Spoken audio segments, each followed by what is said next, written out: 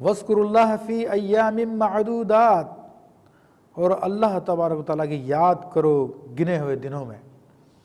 یہاں پر مینا کے ایام کی طرف اشارہ فرمایا ہے کہ مینا میں انسان جب 10 تاریخ کو میدان عرفات سے نکل کر 9 تاریخ کو میدان عرفات سے نکلتا ہے تو 10 کی رات میں وہ مزدلفہ میں ٹھہرتا ہے۔ مزدلفہ میں ٹھہرنے کے بعد پھر فجر میں وہاں سے نکل جاتا ہے اور مینا میں پہنچ جاتا ہے، جہاں پر انسان آ کر رمی جمرات کرتا ہے۔ پہلے دن جمرۃ العقبہ پہ 7 پتھر مارتا، کنکریاں مارتا ہے، اور اس کے بعد دوسرے دن تینوں جمروں پہ کنکریاں مارتا ہے، اور پھر 12 تاریخ کو بھی تینوں جمروں پہ کنکریاں مارتا ہے۔ تو اب یہاں پر حکم یہ ہے کہ جو 12 تاریخ تک وہاں پر کنکریاں مار کے نکل جائے تو اس کو بھی اجازت ہے، اور جو 12 کے بعد وہاں پہ رک جائے تو اب فجر وہاں پہ طلوع ہو جائے تو پھر اس پہ 13ویں کی بھی واجب ہو جاتی ہے۔ تو یہ لوگوں میں اختلاف تھا کہ جناب 12 تک کی جائے یا 13 تک کی جائے، تو اللہ تبارک و تعالیٰ نے اس کی وضاحت کر دی کہ اللہ کی یاد کرو گنے ہوئے دنوں میں۔ فَمَن تَعَجَّلَ فِي يَوْمَيْنِ، پس جو کوئی جلدی کرے 2 دنوں میں، یعنی 11 اور 12 میں کنکریاں مار کے نکل جائے، فَلَا إِثْمَ عَلَيْهِ، تو اس پہ کوئی گناہ نہیں ہے۔ وَمَن تَأَخَّرَ فَلَا إِثْمَ عَلَيْهِ، تو جو تاخیر کر دے 13 تک وہاں پہ رک جائے تو اس پہ بھی کوئی گناہ نہیں ہے۔ لمن اتقى، یہ اس کے لیے ہے جو اللہ کا تقوی اختیار کرتا ہے، جو پرہیزگار ہے۔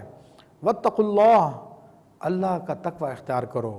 وَاعْلَمُوا أَنَّكُمْ إِلَيْهِ تُحْشَرُونَ، اور جان لو کہ تمہیں اسی کی طرف لوٹ کر جانا ہے، تمہیں وہیں پہ جمع کیا جائے گا۔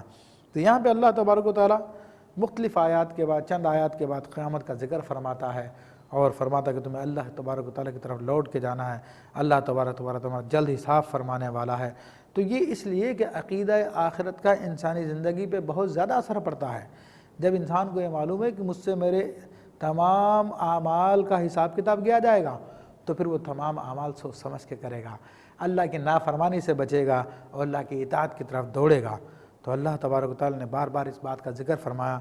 اب پھر اللہ تبارک و تعالیٰ ارشاد فرماتا ہے، وَمِنَ النَّاسِ مَن يُعْجِبُكَ قَوْلُهُ فِي الْحَيَاةِ الدُّنْيَا وَيُشْهِدُ اللَّهَ عَلَى مَا فِي قَلْبِهِ وَهُوَ أَلَدُّ الْخِصَامِ۔ حج کے احکام کے بعد اللہ تبارک و تعالیٰ نے اب کچھ منافقین کا ذکر فرمایا، منافقین کے بارے میں تنبیہ فرمائی، اور یہ ایک شخص تھا جو بڑا منافق تھا۔ اس کے بارے میں آتا ہے کہ اس کا نام اخنس بن شریق تھا۔ یہ شخص نبی علیہ السلام کی بارگاہ میں حاضر ہوتا تھا اور بڑی پیاری پیاری باتیں کرتا تھا، بڑی محبت کے دعوے بڑھتا تھا حضور صلی اللہ علیہ وسلم کے، اور مسلمانوں کو بہت اچھا ان کی تعریفیں کرتا تھا۔ تو یعنی زبان اس کی بہت میٹھی تھی۔ تو اللہ تبارک و تعالیٰ نے اسی کی جانب اشارہ فرمایا، اور لوگوں میں سے بعض وہ ہیں کہ مَن يُعْجِبُكَ قَوْلُهُ، جس کی بات تمہیں بڑی پیاری لگتی ہے، فی الحیات الدنیا، دنیاوی معاملے میں، وَيُشْهِدُ اللَّهَ، اور وہ اللہ کو گواہ بناتا ما فی قلبی، اپنے دل کے معاملے پر، یعنی بات بات میں کہتا کہ جو میرے دل میں اللہ گواہ ہے، میں سچ کہہ رہا ہوں۔ اور یہ بات ہماری ویورز کو معلوم ہونی چاہیے، اگر کوئی شخص ایسی بات کہے جو اس کے دل میں نہیں اور جھوٹ ہو، اور کہے کہ اللہ گواہ ہے، تو بعض علماء نے اس کا کفر کا فتویٰ دیا ہے۔ تو یہاں پر منافق تو ویسے ہی کافر ہوتا ہے، تو وہ اپنے کفر پہ مزید مہرے لگا رہا ہے کہ جھوٹ بول رہا ہے، دل میں کچھ اور لیکن سامنے والے سے کہہ رہا ہے کہ میں تو اللہ کو گواہ بناتا ہوں، میرے دل میں جو کچھ ہے وہ أَلَدُّ الْخِصَامِ، اور وہ تو بڑا جھگڑالو ہے۔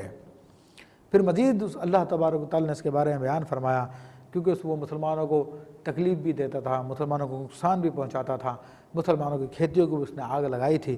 تو اللہ تبارک و تعالیٰ اس کے بارے میں بیان فرماتا، وَإِذَا تَوَلَّى سَعَىٰ فِي الْأَرْضِ لِيُفْسِدَ فِيهَا، اور جب وہ پھرتا ہے، یعنی آپ علیہ السلام کی صحبت سے نکلتا ہے، تو پھر زمین میں وہ کوشش کرتا ہے کہ فساد کو پھیلا دے، وَيُهْلِكَ الْحَرْثَ وَالنَّسْلَ، اور وہ ہلاک کر دیتا ہے زمین پر کھیتی کو اور نسل کو، جانوروں کو مار دیتا ہے، انسانوں کو مارتا ہے۔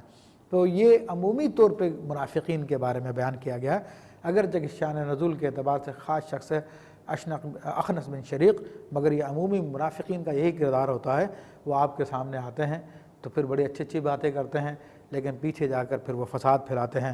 واللہ لا يحب الفساد، اور اللہ تبارک و تعالیٰ فساد کو پسند نہیں فرماتا۔